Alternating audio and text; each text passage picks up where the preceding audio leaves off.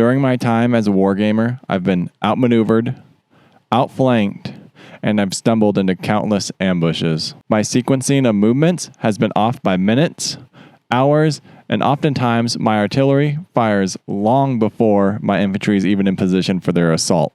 Now, usually what leads to those unfortunate events is not understanding how to move my forces along the battlefield, what the movement orders mean, or how to sequence my events or my assault. In today's video, we're going to discuss the 3 movement orders, which is move hasty, deliberate, and assault. Then we'll briefly summarize the hold, screen, and resupply orders.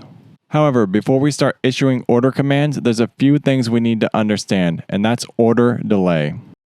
The 3 things I want you to understand about order delay is that it averages between 2 and 60 minutes. When a unit is ordered to assault, the delay is going to be 30 minutes before they're able to move or execute another order. While the range is between 2 and 60 minutes, on average, it's going to take between 5 and 10 minutes for most units to execute their orders. The first type of movement we're going to focus on is assault. I think it's important to focus on assault because people are going to see that word and immediately assume that there's a lot of action to follow when you execute that waypoint order. Assault can be summarized as units are going to move in a spread out formation using both on and off road movement and to be ready to attack an enemy. But there's more to assault than that. Units are going to move faster than move deliberate. They're going to move in the open. However, they're going to be more subject to ambushes. Assault moves are great for closing in on objectives and closing the gap between enemies. But you're going to be in a very vulnerable state, and that's something you need to consider, and you need to choose what units you're moving in an assault formation wisely. And then obviously move deliberate is both on and off road in a more defensive manner that allows you to still move quick, but in a protected position.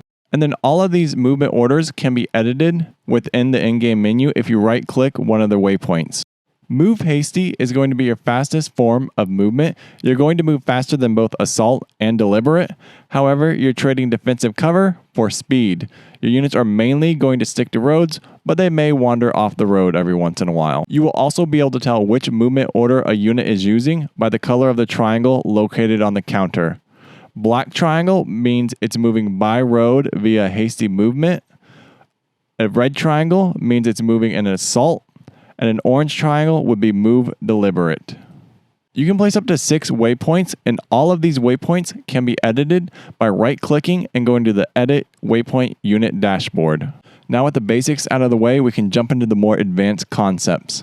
Under the Edit Waypoint dashboard, we'll be able to synchronize our assaults by adding an extended delay to our movement orders. This type of delay is going to allow us to synchronize our assaults, avoid ambushes, and ensure that all of our fighting force arrives at the right place at the exact right time. Having the ability to edit both your final destination waypoint as well as all of your movement waypoints adds a ton of tactical depth to Flashpoint campaign's Southern Storm. However, we are still only scratching the surface because as we enter the Edit SOP button, you're going to see how we can modify all of these movement orders as well as how our units behave on the battlefield. The Waypoint Editor is going to give you a brief overview of your current SOPs, and it's going to allow you to adjust them as well. This menu is absolutely impressive. The SOP menu is going to get its own video, but there are a few things I want to point out real quick. One thing I know people are going to love is the ability to set the acceptable amount of losses. Obviously, there's substantial, but there's also a do or die. Another one that stands out is the relocate after taking any losses. That can be adjusted as well, so your units won't scoot when you don't want them to. Another important feature is the ability to disembark troops well before your mechanized unit reaches their hex. I think that's really important because it allows you to set up your ATGM teams and allows your mechanized units, your APCs, IFBs to move forward and provide cover for those infantry positions. At the end of the day, a lot of magic can happen within the SOP editor as well as the waypoint editor. The waypoints can be edited in the waypoint editor, so say if you have move deliberate selected, you can right click it and go to assault or move hasty and change that current waypoint. This is where you'll spend a lot of time as a player adjusting your moves and how you move your units along the battlefield. Several units can be selected by holding the shift key and then left clicking each individual unit. Once you have the unit selected that you want to move, you can right-click one of them and then right-click the hex that you want to move to and set each individual waypoint, and they will move to those waypoints. However, you're going to need to cycle each one of those units because they are not all going to move to that same hex that you initially selected.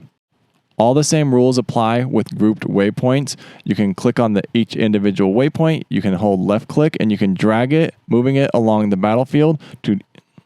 Doing this allows you to move certain groups along the battlefield, ensuring they stick together and follow relatively the same path. All that's really important because it allows you to focus your combat power in a specific area and ensures that everyone arrives on time to the combat. I generally use this type of movement to provide like a rough draft of where I want my units to move on the battlefield, and then I'll move their waypoints around to give them more specific routes. And then I'll go into each individual waypoint, edit its SOPs, as well as the timing and when I want it to arrive at a certain location. I also synchronize this with my recon units, as well as my artillery and any aircraft that I have on the battlefield. Personally, I find that this technique removes a lot of the micromanagement. It allows you to select large swaths of units and move them on the battlefield, and then really narrow down where you want each of those units to move. If there's really one con about Flashpoint Campaign's Southern Storm, is that it is and can be very micro-intensive with all the units that are on the battlefield. Anyway, if you made it this far, make sure you check out the community tab for after action reports and the Patreon, and like, comment, and subscribe. Peace out, guys.